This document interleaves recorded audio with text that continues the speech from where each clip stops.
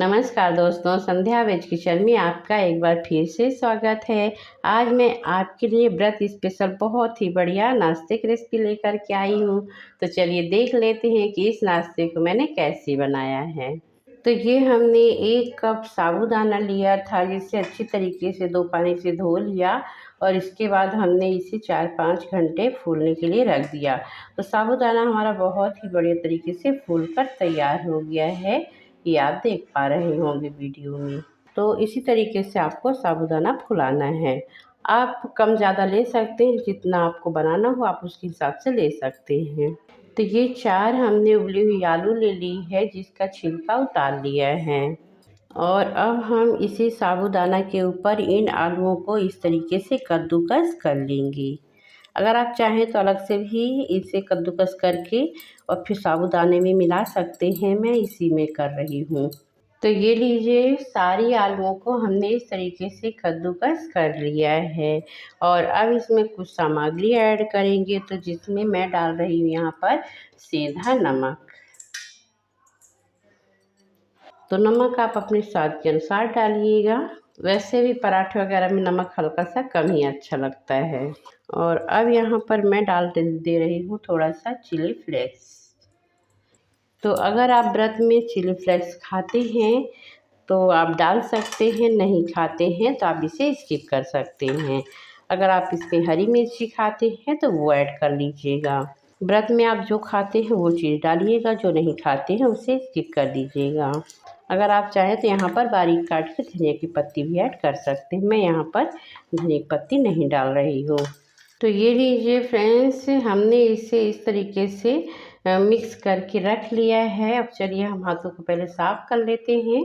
तो अब हमने ले लिया है एक चकला और उसके ऊपर हमें इस तरीके से बटर पेपर रख देना है। और बटर पेपर में हमें इस तरीके से तेल लगा लेना है। तेल या घी आप जो चीज़ खाते हैं ना व्रत में, आप वो लगा लीजिएगा।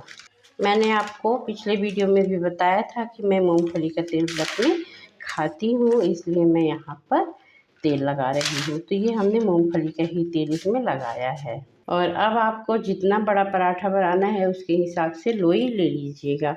तो मैं यहाँ पर इतनी बड़ी लोई ले रही हूँ, ज़्यादा बड़ी नहीं ले रही हूँ, छोटी ही लोई है ये। तो इस तरीके से पहले अच्छे से हमें गोल कर लेना है। इसके बाद हम यहाँ पे रख करके इस तरीके से थोड़ा सा हाथों में तेल लगा लेंगे और इसे इस तरीके से बड़ी कर देंगे। तो बटर पेपर को हम इस तरीके से मोड़ लेंगे। अगर आपके पास बटर पेपर नहीं है तो आप यहाँ पर कोई सूती कपड़ा भी ले सकते हैं, पर पन्नी नहीं लीजिएगा। पन्नी अगर आप लेंगे तो यहाँ पर तो आपके पराठे अच्छे बन जाएंगे, लेकिन जब आप तवे पे डाल रहे होंगे तो पन्नी पिघलती है। तो इसे हल्का सा दबाव देते हुए इस तरीके से अच्छे से बड़ा कर लेना है, क्योंकि हम पराठे बना रहे हैं, पराठे हमारे थोड़े पतले होते हैं। तो ये लीजिए, हमारा एक पराठा बन करके तैयार हो गया है इस तरीके से कि आप देख सकते हैं किनारी भी इसकी नहीं फटी है। तो गैस में तवा गरम होने के लिए पहले ही हमने रख दिया था, तवा हमारा गरम हो गया है। तो हम इस तरीके से हल्का सा इसमें तेल लगा लेंगे, ताकि जब हम पराठा डालें ना तो चिपके ना। और अब हमने इसे इस तरीके से हाथों में निकाल लिया है और बहुत ही आराम से इसे डाल देंगे इस तरीके से। और अब हमें इसे पलट लेना है। तो इस तरीके से मैं चिमटे से पलट रही हूँ। ये देखिए, बहुत ही आसानी से पलट गया है ये। बहुत ही हल्के हाथों से पलटिएगा, नहीं तो ये चिपक जाएगा। और नीचे भी तेल इस तरीके से डाल देंगे ताकि नीचे भी ना चिपके, क्योंकि आपको पता है साबूदाना हल्का सा चिपचिपा होता है। थोड़ी देर के बाद हमें एक बार और पलटना है और इधर भी तेल लगा देना है। अगर आपको चिमटे से पलटते नहीं बनता है तो एक तरीका मैं आपको और बता रही हूँ यहाँ पर। तो इस तरीके से एक प्लेट ले लीजिएगा और पराठे को इस तरीके से डाल दीजिएगा और इसे हमें ऐसे डाल देना है। जो तरीका आपको आसान लगे आप उस तरीके से कर सकते हैं, इसलिए हमने आपको 2 तरीके बता दिए इसे पलटने की। क्योंकि बहुत ही नरम होता है तो इसे सावधानी से आपको पलटना पड़ेगा, नहीं तो बहुत ही जल्दी टूट जाता है। तो हमने इसे अलट पलट करके अच्छे से पका लिया है और अब इसे निकालने की बारी है। तो अब हम इसे निकाल लेते हैं एक बर्तन में। जिस प्लेट में आप निकालेंगे तो उसमें इस तरीके से बटर पेपर लगा लीजिएगा, नहीं तो आपकी प्लेट में ये चिपक जाएगा। और जैसा कि हमने आपको पहले भी बताया था, इस तरीके से आपको निकालना है बहुत ही आसानी से, इस तरीके से। तो पराठे में खाने के लिए मैं इसके लिए एक दही बना रही हूँ।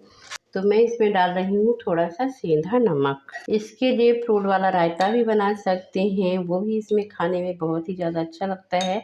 आज थोड़ा लेट लपाट हो गया है, इसलिए मैं सादा सिंपल दही से ही इसे खाऊंगी।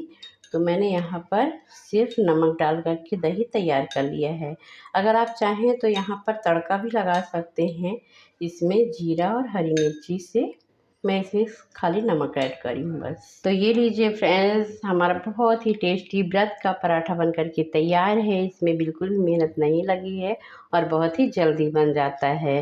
तो उम्मीद करती हूँ आज का वीडियो आपको पसंद आया होगा, और अगर पसंद आया है तो लाइक कर दीजिए। चैनल में पहली बार आए तो सब्सक्राइब कर दीजिए, बेल आइकन पे क्लिक करके ऑल पे सेलेक्ट कर दीजिए, ताकि जो भी नए नए रेसिपी के वीडियो ले करके आती हूँ आपको सबसे पहले मिले।